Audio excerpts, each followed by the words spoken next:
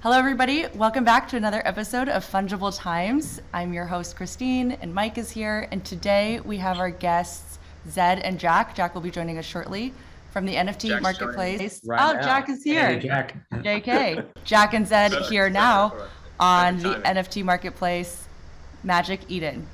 So we're super excited to have you guys on. Thank you guys for coming. Having us, guys. You guys have been awesome since we met, so super happy to be joining and hanging out together. For those of you that don't know, Magic Eden is an NFT marketplace, like I said, built on Solana. It is the #1 marketplace on Solana, and it's #2 overall behind OpenSea. You guys have been growing like crazy. It's pretty amazing to see you guys grow just since you guys have launched a couple months ago. It's a super fast, super cheap experience, 0% listing fee, 2% transaction fees. Of course, with all the benefits that Solana has, super fast, low gas, everything like that. The mission for Magic Eden is to be the home for the next generation of digital creators with tools like Launchpad, which we will talk about today, and their focus on unique use cases like gaming, which we will also talk about. So without further ado, let's jump into the pod. Our first section always is Explain to Me Like I'm 5, where we kind of give the background to our users about what it is you work on, explain the basics before we dive into the next set of topics. So first question here is, what are NFTs and what is the role of an NFT marketplace like Magic Eden? First stab, and then Jack can jump in. But yeah, first of all, super happy to be here. Really excited to talk about this. I think, what is an NFT? So NFT stands for non-fungible token. It's basically just like a unique digital asset is sort of how I describe it. And it's like as simple as, the analogy that seems to resonate with my family, at least to a super boomer, super non-crypto native, is like, hey, what is the reason why you collect anything in the world? Like whether it's baseball cards or collect, Lego, whatever it is, right? As a kid or otherwise. And usually it's because you think it's really cool, you think it's special, you attach some sort of, benefit to it that's emotional, right? And I think what NFTs layer on is kind of all of those elements that I think are very primal and very normal in humans, but also layer on this sort of really, dynamic online community element to all of those things. And we're just scratching the surface here. I think what is an NFT can kind of shatter a lot of boundaries, which I think we'll get into with gaming and things like that. But fundamentally, the stuff that really took off this year is hey, here is a digital asset that is rare or has some scarcity to it. And it allows you to be part of this online community that may tweak your interest in some way, whether it's they're interested in talking about certain things, they're interested in have similar interests to you, whatever it is. So I think that's sort of how I would describe what is an NFT, and that's what we've seen take off in recent times. And so for many consumers, their first time interacting with this technology will be through a marketplace like a Magic Eden or, OpenSea or a handful of others out there, or kind of an integrated marketplace into a project like, NBA Top Shot. What makes Magic Eden different from other marketplaces out there? Yeah, that's a really good question. I think we think about the product in a few different ways. I think number one, we have this principle of definitely bringing a super polished and kind of immersive experience. So today we're probably only at step 1 of that journey, but we have much more aspirational plans around design and the user experience. And the core spirit behind that is, NFTs should be the future of art, and should be the future of culture on the internet, right? And the way that you experience so many of this new types of media. And we want to create an experience where users feel immersed, they feel inspired by this new type of media, and we want to bring that to life. And we've got a couple examples of that in our website now, where we have gaming partners, and you can buy the NFT, but then you can play the game as well, within the marketplace itself, so you can really experience the value that some of these new digital assets can bring to you. So I think that's the first one. And then the second tenet of this would be, we believe in bringing our product to the users. We don't have to have all of the users come to us. So we have this kind of philosophy around maybe Magic Eden should be thought more as a network rather than as a first party app. And so we have done a couple of initiatives around putting our app inside other major consumer apps where that type of audience will find our functionality or feature is relevant. So one of the latest examples of that would be like, now you can experience Magic Eden inside Exodus, like one of the biggest, consumer cross-chain wallets with 6 million users or so. So, those users can come into the Exodus wallet and experience the Magic Eden experience. And we've got a couple of other examples of that where, for example, Radium, which is kind of like the Uniswap of Solana, those users can also experience Magic Eden NFT experience within, the Radium experience as well. Yeah. Do you want to add anything? Yeah, other than that, I mean, we have a core first party app, and I think like, yeah, best user experience, all the things that Christine was mentioning at the beginning, that is really important to us. It's like, what is that experience to make it as easy and seamless as possible? And I think we all felt this way when we first started using stuff on Solana. It's like the instant delight of being able to send transactions quickly, the instant delight of being able to like just do things fast and cheaply. So we feel like all of those tenets resonate really well with like a consumer app that we're building. And ultimately it's like a consumer app with social elements, with community elements, with underlying crypto elements and Web3 elements. But like we're kind of combining all those things to make it a really nice experience, hopefully. That's so many themes that I would love to dig into during today's conversation. But I feel like at a meta level, the thing that's cool about NFTs and this aspect of interoperability and being able to use it in a lot of different environments, and the fact that you can own your game assets, like that's just one theme that I think makes NFTs cool.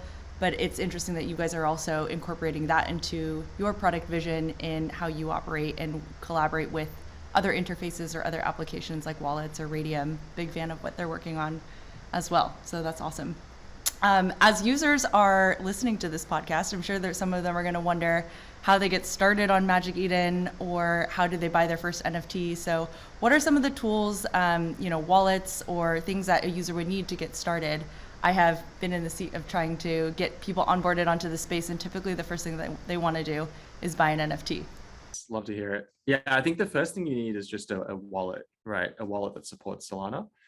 And Phantom, good friends with those guys. They're the biggest wallet on Solana at the moment.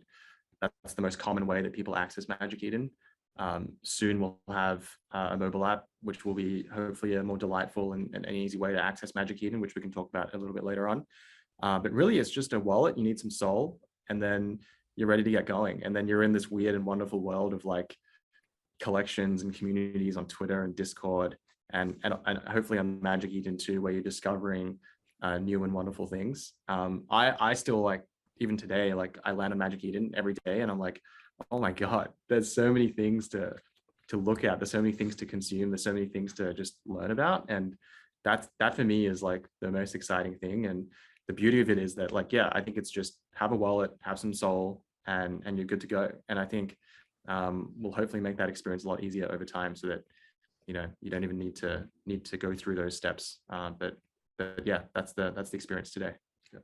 And I'll probably add one thing, like I think like sometimes for users you want to have them feel this like emotional rush, right, from your product. That's when like it really feels they're getting super psyched and super excited for that. So like Launchpad, our like kind of primary mint product, where users can get something from the creator for the first time. The creator is like dropping something to the community first time. That really feels to me like a emotional, like kind of like apex moment, where like people, there's a countdown, it's like a New Year's countdown, right? They're like, oh, when is this mint gonna drop? And then they know it's gonna be a race to mint something and get something really exciting. I feel like that could be a pretty interesting and pretty impactful like entry point for users to experience NFTs on Magic Eden for the first time. So how about if you flip to the other side of the marketplace and talk about the creator side for a moment, high level, like what's the end-to-end process to create, mint, start selling your first NFTs as a creator on Magic Eden? Hopefully it's fairly seamless. I mean, one of the things that we're really interested in building, and we've started to build already, is like, and I think like a lot of people don't see this, it's sort of the unsexy stuff, right? Which is like tooling. Ultimately it's creator tooling. And we're like, like complete and utter like fans of just making things easy for both sides of the marketplace, right? So on this tooling side, it's like, hey, like creators don't want to interact with contracts and programs. Like that's not something they should have to do, right? it should be as easy as, you know, like how the same way that people like post things on Instagram or, you know, send each other files, right? It's like, it shouldn't be some weird convoluted process that requires code. So the experience today on Magic Eden is actually pretty straightforward. And I think there's a lot more we can do, but it's basically, you know, you obviously the creative conceptual process is all on the creator side. They figure out what they want to do, how they want to engage their community, you know, what it is that they actually want to drop. And then once those files are ready, like whether it's a video, whether it's an MP4, whether it's like just a JPEG file, PNG, send that across to Magic Eden. And imagine it's almost like a Google Drive Dropbox experience where you drag and drop files into a certain place, right? And then you specify like, yep, this is the name of the collection. These are the parameters around it. It's going to cost 1 sol. There's 1,000 items and it's happening on this day. And that's it. That's the experience. So as a creator, it's like, it's almost stepping through like a very, very clean flow. And then we're really keen to build actually a whole bunch of things around that. So like the creator creates this collection, engages their community, and then there's probably some sort of tooling and dashboard that allows them to like manage a lot of these collections, right? How do they then engage the different members of each of these communities where they've dropped NFTs to? And then it becomes a little bit more social, right? And I think those are different areas that get really, really interesting and really fun. Because it's not just, you know, marketplaces today are just like commerce, right? People think about marketplaces like I go there to buy and sell. But that's true for a lot of like consumer goods, typically in Web 2. But that is not what NFTs are. I think NFTs may feel that way today just because they started off as like something you can buy and sell. But that's like the actual very naive use case. The real use case here is actually like how do you engage communities and build communities? And these are elements and layers that I think live on top of the marketplace and become like make it a really, really rich experience. So this is probably a good jumping off point to some of like the deeper, you know, some of the deeper dives. There's a few areas that, you know, we'd love to, you know, really double click on here now that we're past the explain to me like I'm 5 part of the program. But, you know, one of the tensions with I think Web3 marketplace overall is like, you know, this centralization versus decentralization theme. And so like there's a tension between being an aggregator, which is one of the primary roles of a marketplace, right? You're aggregating demand and supply and you know, versus like, you know, the spirit of Web3 being around decentralization. I think there's a couple of different ways this can manifest with marketplaces and, you know, what you're working on. Like one of them is, you know, actually having the embedded kind of marketplace place. You're actually building a platform to help other, you know, projects launch their own embedded marketplace. And I'll let you talk about maybe some of where that's happening already. But the other is how you think about kind of ownership of the community participants over, you know, over Magic Eden. And I guess, you know, maybe without preempting the question too much, like how do you guys think about this tension here between you know, demand aggregation and decentralization, and how do you intend to kind of build Magic Eden for the long haul on that vector? I can kick off and then yeah, as you feel free to jump in. So I think like, look, as in our core DNA, we do believe in like, you know, the winners in Web3 will not look like the winners in Web2, right? And like, we want to lean into that. We want to lean into like new emerging kind of behavior rather than take like a lot of the analogies from Web2 and like copy and paste in here. But of course, we come from this like, you know, like strong like consumer product, this kind of background where, you know, ultimately users want like polished, you know, experiences with where you know, they're getting like a lot of deep value from the product. That doesn't change whether it's in Web3 or Web2. So you got to build things that's helpful for people, and you got to build things that's easy to use for people. Like that, those tenets are both important, but they're not necessarily mutually exclusive.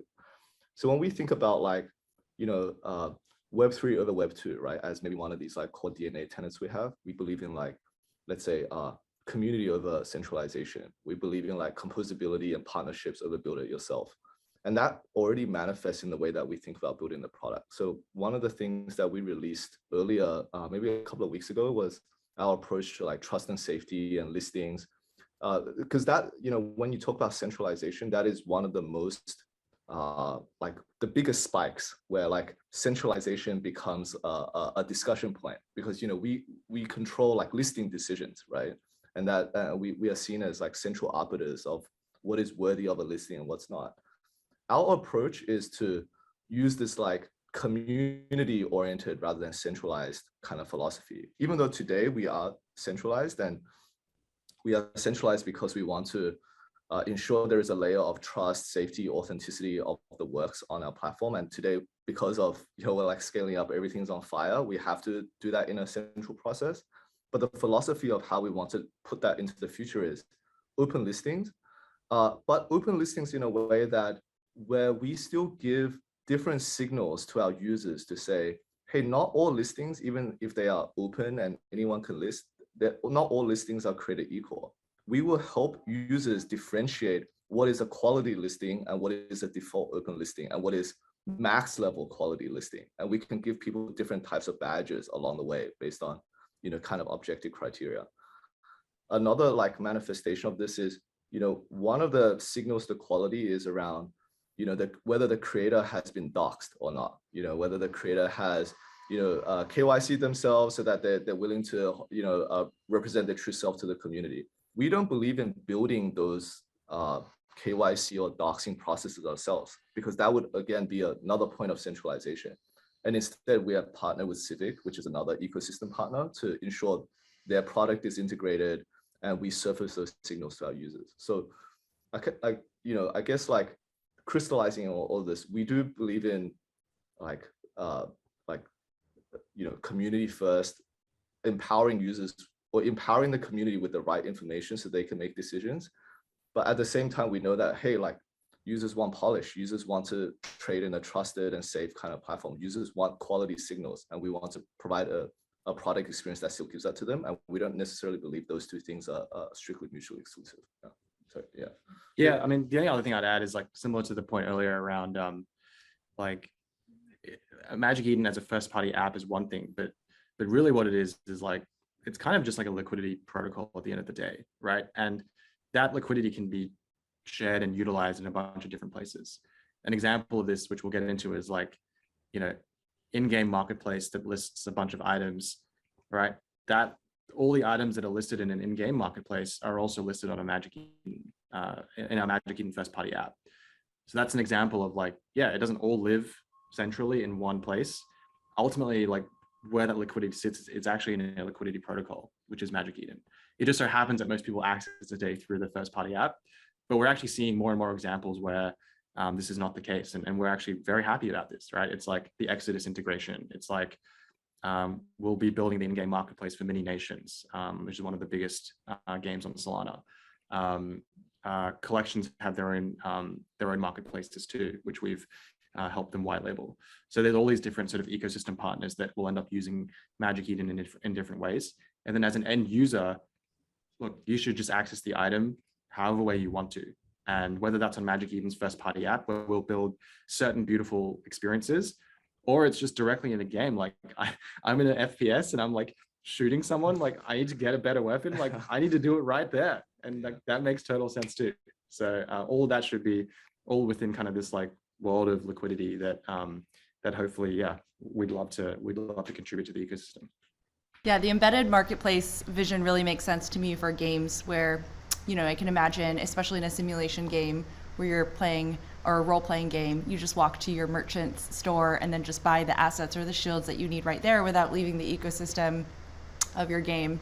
It totally makes sense to me. And I have 2 fighters for Mini Nations, so I'm very excited about that game. It's a really fun one to watch. And I found out about it through Magic Eden. So everyone, if you're listening, subscribe to their launch updates because you can get some intel on exciting new projects coming out. But yeah, I would actually love to chat a little bit more about that topic, gaming in general. So why, I think there's a lot of interesting things that you guys are building around gaming, embedded marketplaces, or definitely seems like there's a specific focus. Could you talk a little bit more about why it makes sense to just focus on a vertical in general? And maybe are there other verticals that you're interested in, or, are there unique challenges or opportunities within gaming in particular that make sense for that to be such a core focus for you guys? I can kick off. Yeah. So I think like the reason I think gaming is interesting is like if you think about NFTs in general, it's like this. The reason it's becoming popular, or has become popular, is because it's very social and it's very community oriented. And like if you think about categories, games have always been extremely community driven and extremely social, right? That's true today. Take out crypto entirely. That's just true of games. Like, and when you layer on kind of crypto elements to it, yeah, obviously it starts to make a ton of sense. So there's basically broadly 3 ways that we're really excited to work with games on. And actually, this is one of the reasons that we were very intentional about building on a place like Solana. It's because we were really excited by the pipeline of games that were coming through. We're really close with the Solana Foundation, and we talk to them regularly about sort of like what are the best and coolest games that are coming through. So there's 3 things. Like, number one is like, we help these games launch their collections, their items, whatever it is that they're trying to do with NFTs. Like, I'll use Mini Nations as an example because we've been talking about it, but like for them, it's like they have in-game characters which you can immediately use in the game. They'll be dropping weapons, they'll be dropping shields, they'll be dropping all kinds of things, skins. All of that is, imagine it's sort of all the stuff that you would expect that like a Fortnite or a PUBG would have, but all of this stuff is like true ownership because it's actually yours and in your own wallet. So that's the first thing. It's sort of like helping games drop their collections and items. The second thing is like powering their in-game marketplaces, because users shouldn't need to leave the end-to-end gaming experience in order to transact and do the things that they need to do to be successful in their game. So part of this is, we will then like offer a set of APIs, allow games to integrate and use the underlying marketplace functionality that we've built, and allows them to just focus on what they're really good at, which is like building a really, really fun game. And then for us, like, we handle all the boring stuff like RPC nodes and like infrastructure and like all of that stuff, right? All the contract calls. We can just handle all of that. It's stuff our first party app is already using. And then the third thing, which we're pretty excited about, is like, to Jack's earlier point about like creating immersive experiences. It's like, you want to land on a marketplace, and we have like pretty large distribution now just because so many people are coming into the app to like buy and sell NFTs. But part of this is like, hey, like, how do you make this really fun and exciting and feel the real value? And what we started to do is actually just embed games directly into Magic Eden. So when you land on Mini Nations today, the collection page, you'll see a button that says play now. And that button is right next to like the collection items. So it's like, I get there, I'm like, whoa, this Viking looks really cool. I can buy the Viking, hit a tab, and I'm in the game with playing as my Viking.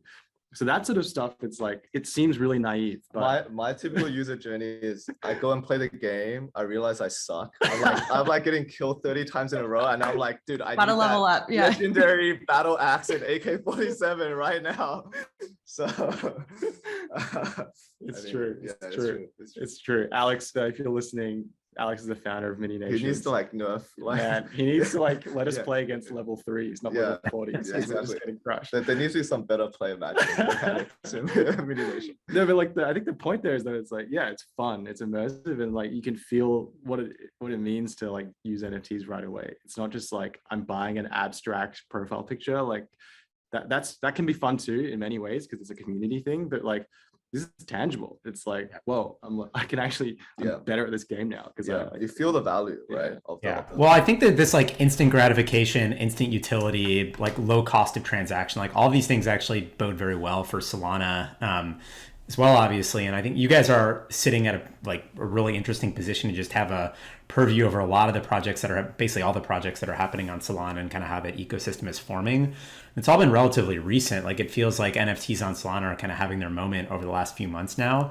Like, what do you think? Maybe you could comment on like the state of affairs there. Like, I think, there was a point in time several months ago when it was kind of like, a lot of the copycat projects, and now it's kind of like, the communities forming around some of these are super engaged, healthy, there's it just seems like there's a lot of interesting stuff happening. And so how do you think like the evolution of NFTs on Solana will mirror or diverge kind of what's been happening on Ethereum? And maybe you have some comments on kind of like, what this multi-chain world looks like in the future.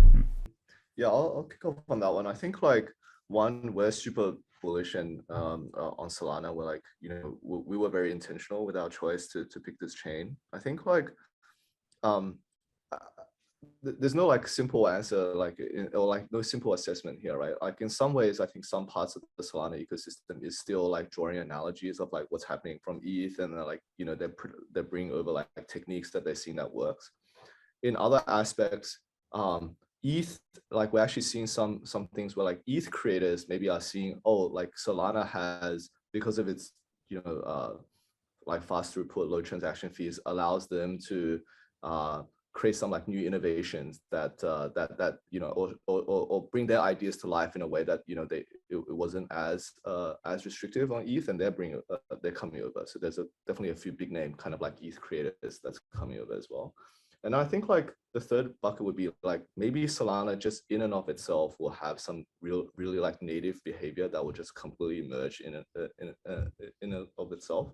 And one of the areas that we're super interested in is like DAO formation, basically, where like NFT is super social. It's about bantering, right? Like it's like Discord, like people flaming each other and like talking shop and stuff. And like when you go into like ETH DAOs, like you create something on Aragon, it's like pretty serious stuff, right? Like people are voting on like how to use the money, like, and that's probably because it just costs quite a lot of money to like actually have something voted on chain. Whereas we think that, hey, like maybe there's, because of the super like cost efficient properties of Solana, there is, it's just people are talking about like engaging in DAOs in like much more social, much more casual kind of ways, and that actually mimics really well with some of the community behavior that we see in NFTs. So yeah, but overall, like super bullish, I think. Yeah, I mean, excited. I think definitely this is how it happens with most chains, right? Like I think there's early adopters, and it goes through sort of a phase where like it's really easy to just rip what's been done previously. And then you get to a phase where it's like people start to realize like, oh shit, like this community is like pretty fun. It's here to stay. It's not going anywhere. And I think we're at that point now. Like a lot of people feel that way. And you talk to a lot of the OG sort of like people who own, and I'll name some collections here. People may or may not be familiar with them, but it's like you talk to the OG sort of, Thugbirds or like Solana Monkey Business and these sorts of collections now that, seemed kind of really basic and not that interesting at the beginning, but like, it's not even about the collection anymore. It's about like these DAOs have become pretty fun, exciting, dynamic places where people are discussing cool ideas. Like the Thugbirds now have like a total big incubator program for like artists to come and drop their art using the Thugbirds community as a lever to drop those collections, right? And like these are organic things that are happening, and we're excited because like the meta point is that the cost of experimentation on somewhere like ETH is really high, and if the cost is high, you're just less willing to do it, right? Whereas on Solana, if the cost of experimentation is low, people are just more willing to try, and that can manifest in many different ways. It can manifest in like, I'm willing to drop a collection. It can manifest in like, I'm willing to create social DAOs.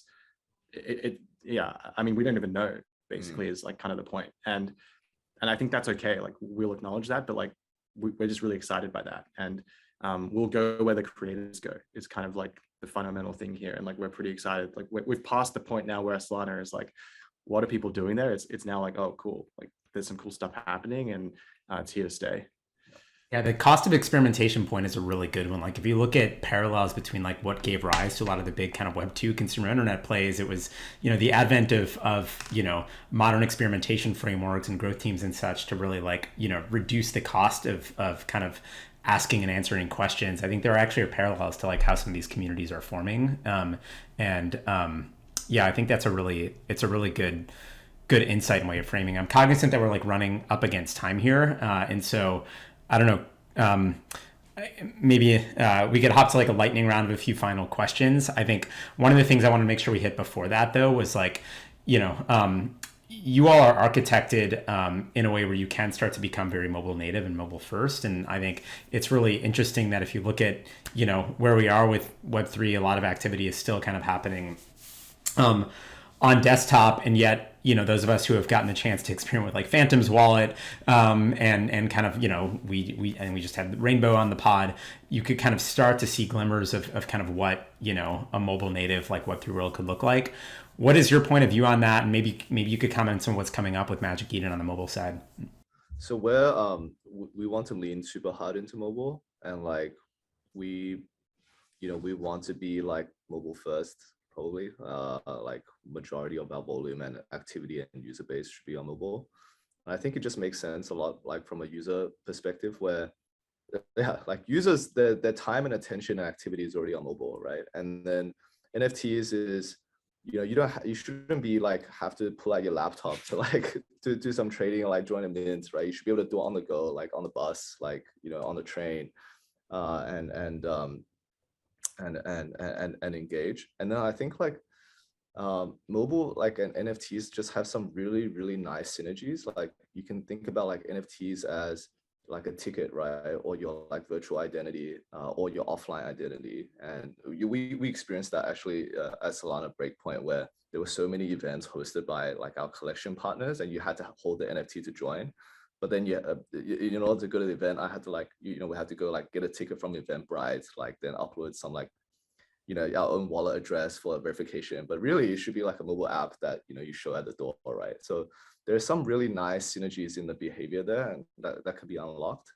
So we're like we want to lean into mobile, and yeah, we have an Android like private beta right now, and iOS is coming soon. So super psyched about that. Yeah, and like I don't know, I feel like from my standpoint, it's you want to be able to do all the stuff on the go and in a way that you already just consume all your other kind of apps, right? And like minting on mobile is something we're really excited about, because like there's this amazing rush and excitement when these things happen, and you shouldn't need to like pull out your laptop and like connect a browser wallet. It's like such a weird behavior. Yeah. So yeah, super excited about that, and all of the native functionality on Magic Eden's web app today, like on mobile. So Yeah, I have had probably one or two experiences where like you set your alarm for like 5 a.m. because the mint is happening at a certain time, and I'm there in my like with my laptop in bed. I'm like, there has to be a better way. So phones will make that possible. And like a lot of this stuff is so social, right? And like on your phone, you have access to like contact book, like different other like communication apps and stuff. How many times have you like joined a mint and then you're like talking to your friend on this chat app on the side? You're going, did you get it or did you not get it? And like there's like disappointment. Like I'm usually disappointed because I have butterfingers. I can't like do capture fast, and then someone else on our team will like get 5, right? And that kind of experience, you can feasibly really think about it living on mobile. So yeah, or get one for me, like that kind of behavior, which you could do with your friends. Yeah, Mike and I have back channels all the time about projects that we're buying into, so can totally relate. nice. That's awesome, guys. Well, so last round, we'll just do a quick lightning round to wrap it up. These are a little bit of fun questions that we love to ask everyone who comes on. So the first one real quick is how or when did you guys get into crypto? Maybe when, just to keep it quick. 2017. Yeah, I joined DYDX. That was my entry point. I went like I was of the opinion of like let's go real deep, real fast, rather than like start reading. So jump in on the deep end. Yep. Yeah. I think I was dabbling like in 2017, like just buying tokens and stuff, but like more full-time stuff. 2021, yeah, worked at FTX and then did Magic Eden. Yeah. Maybe one piece of advice, the number one piece of advice you have for new founders kind of starting to build in Web3 right now. The opportunity is endless, and like execution speed and experimentation is by far the most important thing. I mean, we're obviously astounded by how quickly Magic Eden has grown, but like behind all of that is a sort of DNA that like velocity. And I think that's something that, in the early days of building in DeFi, at least from my experiences, like people were building protocols and the cycles were long, but now a lot of the infra underlying is pretty good, and you can start building quickly, and you can start sort of taking the same principles around building and shipping fast. And yeah, I would say that's by far the most important thing. Yeah, I was gonna say exactly the same thing. Yeah, like time is of the essence. Yeah, like don't overthink it. There's no grand strategy of the crypto universe. Just start shipping, and then see what happens. Yeah. All right, you heard it here first. Start now is the advice. Time is of the essence. I love it. Last question of the lightning round is, what's your latest purchase, favorite NFT? We named a few names in this conversation, but anything else you'd like to call out? So like the latest one I bought is a Friendly Frog social club. The reason I bought it, so like Andy, who is the founder of that collection, she's actually on our marketing team. She started this collection a while back before she joined Magic Eden, but the whole goal is just like, it's meant to be just a fun, supportive place to hang out. None like trading, shop talk, any of that stuff. It's just like a fun community. Let's just be friends kind of thing. So I love that. I love them. And then my all-time favorite, the team gives me a lot of It's a sponsor post. It's not a coming. sponsor It's a sponsor post. post coming up. I love the Thug Birds. I'm a big Thug fan. You'll see me rocking my Thug stuff all the time. Team gives me a hard time for it. Yeah. No, I think I'm just salty because I obviously like another collection. I get no love from that collection at all. My latest was Soul Sisters. It was like we were doing a Christmas wrap, like a Secret Santa kind of thing, but with NFTs. And I gave a Soul Sister to one of our team members who's been amazing. And it's a similar vibe, like very wholesome. And the Soul Sister was, it was a lady and had like rainbows and stuff in the background because this particular team member is like super cheery, always brings this really sunny vibe to the team. But then the actual the main character is this girl with like grills, and she's like giving me a smirk because she's such a badass. She gets shit done within our company. So wanted to give that one to her. Yeah. I love it. We got to see those. We'll put a links to them in the show notes. Thank you guys so much again for the time. This has been an amazing chat. Hope everyone that's listening enjoyed it as well. And until then, we'll see you next time. Cool. Thanks, guys. Thank you. Thanks so much, guys.